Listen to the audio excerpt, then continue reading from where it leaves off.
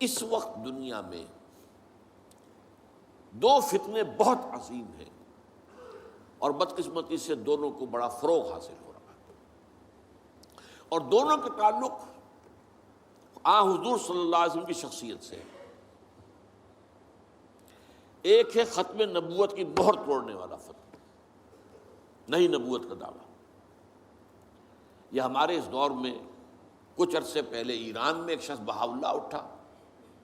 اور بہائی آج بھی دنیا میں موجود ہے اور مسلمان ممالک میں موجود ہیں، اور ان کے جو ہے وہ اپنے دفاتر ہوتے ہیں، ان کے جو ہے لائبریریز ہوتی ہیں، ان کے ریڈنگ رومز ہوتے ہیں، اور ویسٹ میں تو بہت بہاء اللہ بہائی، یہاں تو آپ زیادہ واقف نہیں۔ لیکن اس کے بعد جو بہت بڑا فتنہ اس وقت ہے، جسے مسلسل فروغ حاصل ہو رہا ہے ابھی، اور اسے وہ اپنی صداقت کے دلیل کے طور پر استعمال کر رہے ہیں، کیونکہ پوری مغربی دنیا ان کے پشت پر ہے، وہ ہے قادیانیت کا فتنہ۔ پوری مغربی دنیا، آج آپ کو معلوم ہے پورا مغرب لفظ جہاد سے کانپتا ہے، جہاد کو گالی بنا دیا، جہادسٹ۔ یہ گویا کہ ان کے نزدیک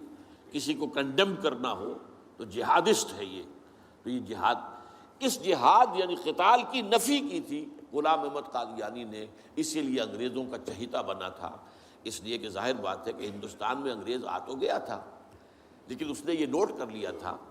کہ مسلمانوں کے اندر تو جراثیم موجود ہے بغاوت کے، مسلمانوں نے دل سے ہمیں تسلیم نہیں کیا۔ اس کی وجوہات تھی، ایک بات تو یہ تھی کہ مسلمانوں سے تو تم نے حکومت چھینی، ہندو تو پہلے مسلمان کا غلام تھا، اب تمہارا ہو گیا، تو ہندو کے لیے تو معاملہ چینج آف ماسٹرز کا تھا، آقا بدل گئے، یہ تو نہیں کہ وہ حاکم سے محکوم بنایا گیا ہو۔ جبکہ مسلمان حاکم سے محکوم بنائے گئے تو ان کے اندر تو لازماً ایک بدلہ لینے کا جذبہ، انتقام کا جذبہ، اپنا کھویا ہوا مقام حاصل کرنے کا جذبہ جو ہے وہ موجود تھا۔ چنانچہ یہی وجہ ہے کہ حضرت سید احمد شہید بریلوی رحمۃ اللہ علیہ کی تحریک چلی، اگرچہ بہرحال مشیت ایز دی اور کچھ ان کی بھی اجتہادی غلطی سے وہ ناکام ہو گئے، دنیاوی اعتبار سے بالا کوٹ میں شہید ہو گئے، لیکن یہ ہے کہ اس نے ایک سور پھونک دیا تھا مسلمانوں کے اندر جہاد کا۔ ان کے بعد بھی طویل عرصے تک اس علاقے کے اندر انگریزوں کے خلاف جو ہے وہ جہاد جاری رہا ہے، مسلسل جاری رہا ہے۔ اور اس کے بعد آپ کو معلوم ہے کتنے ہی علماء تھے جو پھانسی چڑھائے گئے ہیں، جن کو جو ہے کالا پانی بھیجا گیا ہے کہ علماء نے اس کو جو ہے دارالحرب قرار دے دیا، اور دارالحرب کے اندر رہتے ہوئے مسلمان کے لیے فرض ہوتا ہے کہ وہ اس دارالحرب کو جو دارالاسلام بنانے کی جدوجہد کریں۔ یہی وجہ ہے کہ 20ویں صدی کے آغاز تک بھی ہمیں سراغ ملتا ہے وہ ریشمی رومال کی تحریک۔ میرے نزدیک جو 14ویں صدی ہجری کے جو مجدد تھے حضرت شیخ الہند رحمۃ اللہ علیہ اسیر مالٹا، ان کی ریشمی رومال تحریک جو تھی وہ یہی تھی، ایک تدبیر تھی، بہرحال وہ نہیں چلی، ناکام ہو گئی، یہ دوسری بات ہے۔ تدبیر یہ تھی کہ ادھر ترکوں سے کہا جائے اس وقت تک ابھی خلافت عثمانیت باقی تھی، یہ تو 1924 میں ختم ہوئی ہے، اور یہ میں بات کر رہا ہوں 1915 کی، کہ وہاں کسی کو بھیجا جائے کہ ادھر سے ترک جو ہے وہ حملہ آور و افواج آئیں، اور ادھر افغانستان بھیجا جائے کسی کو، وہاں سے افغانستان سے مسلمان حملہ کریں اور ادھر اندر سے ہم بغاوت کریں تو انگریز کو یہاں سے اٹھا کر پھینک دیں۔ لیکن بات جو تھی، پھر میں کہوں گا مشیت ایسی کا بھی معاملہ ہوتا ہے۔ حضرت شیخ الہند خود گئے تھے ترکی سے مدد لینے کے لیے، پہلے وہاں حجاز گئے، اس لیے کہ حجاز میں ابھی مدینہ منورہ میں ترک گورنر موجود تھا، ابھی جو ہے وہ شریف حسین جو تھا جس نے بغاوت کی تھی ترکوں کے خلاف، مکے پر تو اس کا قبضہ تھا، مدینے پر نہیں تھا، تو وہاں گورنر جو ہے ترکی کے خلافت عثمانیہ کے موجود تھے، ان سے ملاقات کی اور آگے جانے کا فیصلہ بھی تھا۔ لیکن اسی اثناء میں مخبری ہو گئی، اور شریف حسین والی مکہ نے، جس کی یہ نسل ابھی تک چل رہی ہے، یہ جو اردن کا بادشاہ بیٹھا ہوا یہ اسی کا پڑ پوتا سمجھ لیجئے، یا پڑ پوتا یا سگڑ پوتا، یہ وہ نسل ہے ہاشمی، ہاشمائٹ۔ تو اس نے حضرت شیخ الہند کو گرفتار کر کے اور چاندی کی تشتری میں رکھ کر انگریز کو پیش کر دیا، یہ آپ کا باغی یہاں پر آ کر اور آپ کے خلاف سازشیں کر رہا ہے۔ اور دیکھیے انگریز انہیں کہاں لے گیا، مالٹا، میڈیٹرینین سی کا ایک جزیرہ، بحیرہ روم کا، آخر ہندوستان میں بھی تو واپس لا سکتا تھا، ہندوستان کی کسی جیل میں نہیں۔ اقبال کے نفس سے ہے لالے کی آگ تیز، ایسے غزل سرا کو چمن سے نکال دو، تو وہاں رکھا ہے انہیں 4 سال وہاں پر وہ، اور ٹی وی جو ہے وہ اپنی آخری حد کو پہنچی ہے تو چھوڑا ہے کہ ہماری اگر قید کے اندر یہ انتقال ہو گیا ان کا تو پھر طوفان اٹھ جائے گا۔ تو ایک فتنہ تو یہ ہے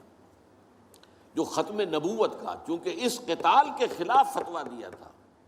دین کے لیے حرام ہے اب دوستو قتال، قتال فی سبیل اللہ ختم ہو گیا، لہذا انگریزوں نے ان کا چہیتا بنا، ان کے فتنے، آج بھی پورا ویسٹ جو ہے یورپ میں، امریکہ میں، انگلینڈ میں آج کل ان کا مرکز ہے، اور ان کے خطبے جو ہیں اس کے امام جو کہلاتا ہے خلیفہ، وہ آپ کو معلوم ہے کہ وہ سیٹلائٹس کے اوپر جو ہے وہ نشر ہوتا ہے۔ دوسرا فتنہ جو ہے جو اپنی تاثیر کے اعتبار سے اس پہلو سے اس سے بھی زیادہ خطرناک ہے کہ وہ زیادہ پھیل رہا ہے اور اس کا ادراک اور احساس نہیں ہے۔ ختم نبوت کا معاملہ تو ایسا ہے جو اتنا واضح ہے، کسی کا نبوت کا دعویٰ کرنا اتنا واضح ہے کہ ہر مسلمان سمجھ لے گا کہ واقعی وہ تو دائرہ اسلام سے خارج ہو گئے، اور جو اسے مانے وہ دائرہ اسلام سے خارج۔ چنانچہ یہ فیصلہ جو ہے ہمارے ہاں آپ کو معلوم ہے سرکاری سطح پر، حکومتی سطح پر، ریاست کی سطح پر، پارلیمنٹ نے طے کیا کہ قادیانی خواہ وہ ربوائی ہے اصل قادیانی، خواہ وہ لاہوری ہے جو لاہوری احمدی اپنے آپ کو کہتے ہیں، وہ دونوں دائرہ اسلام سے خارج ہیں۔ لیکن یہ دوسرا فتنہ وہ ہے کہ جو اندر ہی اندر جیسے دیمک جو ہے لکڑی کو کھا جاتی ہے، ان کا یہ فتنہ ہے انکار حدیث کا فتنہ۔ قرآن مانیں گے، قرآن کو سمجھیں گے، حدیث ہاں ٹھیک ہے، حدیث اپنی جگہ ہے، اس میں اخلاقی تعلیمات جو ہیں ان کو ہم سر سے سینے سے لگائیں گے، لیکن مطاع جو ہے حضور کی ذات صرف اپنے زمانے کے لیے تھی، بات کے لیے نہیں۔ میں نے جو آج آپ کو آیات سنائی تھی، قل اطیعوا اللہ واطیعوا الرسول، اے نبی کہہ دیجئے اطاعت کرو اللہ کی اور اطاعت کرو رسول کی صلی اللہ علیہ وسلم۔ فَإِن تَوَلَّوْا، پھر اے نبی اگر یہ پیٹھ موڑ لے،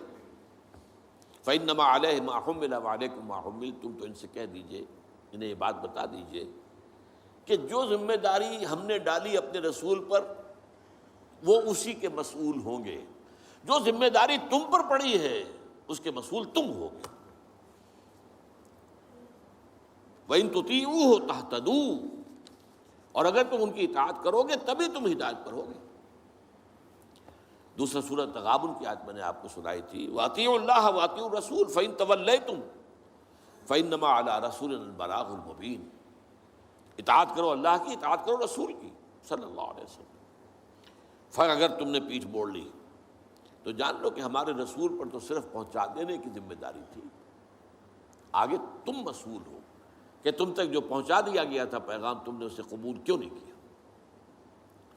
یہ جو اطاعت رسول ہے یہ دائمی ہے، یہ ایسا نہیں ہے کہ صرف حضور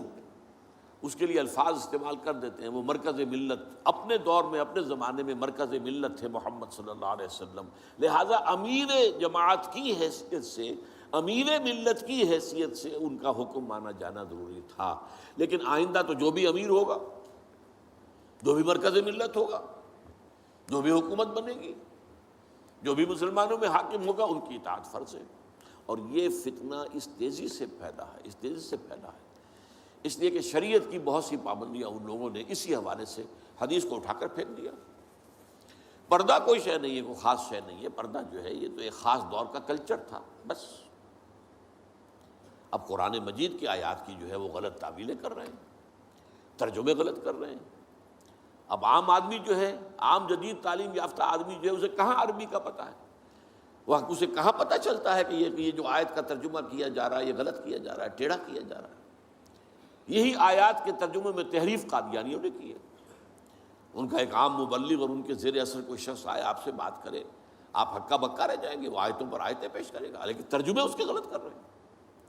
آخر وہی آیتیں ہیں جو 1400 برس تھے مسلمان جو ہیں صحابہ سے لے کر اور ہمارے دور تک علماء پڑھتے آئے ہیں، ان کا ترجمہ انہوں نے کیا۔ تو یہاں پر بھی یہ ہے کہ وہ تعویلیں غلط کرتے ہیں، اور ایسی ایسی تعویلیں کہ ذرا سے بھی عقل اگر ہوتا کیا ہے، انسان کی مت ماری جاتی ہے۔ کسی خاص معاملے میں آپ کسی شخص سے متاثر ہو گئے، اب اس کی ہر بات آپ قبول کرتے جائیں گے، اس پر جو ہے تنقیدی نگاہ نہیں ڈالیں گے، یہ کمزوری ہے۔ چنانچہ ایسی ایسی تعویلیں بھی ہیں کہ یہ قرآن مجید میں جو آیا ہے کہ چور مرد ہو یا عورت ہو کے ہاتھ کاٹ دیے جائیں، اس کا مطلب ہاتھ کاٹنا نہیں ہے، تو مولویوں نے خامخواہ غلط بات سمجھی ہے، تو بڑا وحشیانہ فعل ہے۔ اس کا مطلب یہ ہے ہاتھ کاٹ دو، جیسے کہ کبھی والدین کہتے ہیں اپنے بیٹے تم نے تو ہمارے ہاتھ کاٹ دیے، یعنی کوئی معاملہ ایسا ہے کہ تم نے ایسی بات کر دی ہے کہ اب ہمارے پاس کچھ نہیں رہا، کوئی چارہ کاری نہیں، تو گویا کہ تم نے ہمارے ہاتھ کاٹ دیے۔ تو ایسا معاشرہ پیدا کر دو کہ چوری کی ضرورت ہی نہ ہو، بس یہ ہے ہاتھ کاٹ دینا، معاذ اللہ۔ حالانکہ قرآن مجید اس کے بعد کہتا ہے جزاء لما کسبا نکالا من اللہ، یہ جو سزا ہے اللہ کی طرف سے اور ان کے کیے کا کرتوت کا بدلہ ہے، یہ بات کہی جا رہی ہے۔ تو یہ جو ہے ایسا نظام قائم کر دینا، یہ کوئی سزا ہے، یہ کوئی عبرت کی بات ہے، یہ تو بہت اچھی بات ہے۔ لیکن یہ کہ وہ لوگ جو پرویز غلام احمد پرویز، عجیب بات یہ ہے کہ پنجاب نے یہ دو غلام احمد پیدا کیے، غلام احمد قادیانی، غلام احمد پرویز، ایک نے مہر ختم نبوت کو توڑا اور ایک نے حدیث کے بارے میں اور مستقل طور پر سنت رسول کو شریعت کے بنیاد ہونے کی حیثیت سے چیلنج کر دیا۔ اور یہ فتنہ میں آپ سے عرض کر رہا ہوں، آج چونکہ جیسے قادیانیوں کو پوری مغرب کی سپورٹ ہے، ایسے اس فتنے کو بھی، کیونکہ وہ کلیش آف سویلائزیشن میں اسلامی تہذیب کو ختم کرنے کے درپے ہو گئے ہیں، اور اسلامی تہذیب کا اور شریعت کا دار و مدار اکثر و بیشتر تو حدیث پر ہے، سنت پر ہے، لہذا وہ دین کی جڑ کاٹنے کے لیے یہ جو انکار حدیث کا فتنہ، یہ استخفاف حدیث کا فتنہ ہے، اس کو سپورٹ کر رہے ہیں۔ اور رینڈ کارپوریشن کی جو سفارشات ہیں ان میں شامل تھا یہ کہ ایسے ماڈرنسٹ کہ جو اسلام کی ایسی تعبیریں کریں جو ہماری تہذیب کے ساتھ مماثل ہو جائیں، تو ان کو سپورٹ کیا جائے، اور انہیں خاص طور پر الیکٹرانک میڈیا پر انہیں ایکسپوجر دیا جائے، اور آج یہ ہو رہا ہے پاکستان میں بڑے پیمانے پر۔ تو یہ جو ہے اس اعتبار سے آج زیادہ ضرورت ہے کہ ہم حدیث نبوی کا مطالعہ کریں، تاکہ اس کی عظمت جو ہے وہ ہمارے دلوں میں جاگزیں ہو جائے، اور حضور صلی اللہ علیہ وسلم کے ساتھ ایک محبت کا اشتوا جو ہے رشتہ مضبوط ہو جائے۔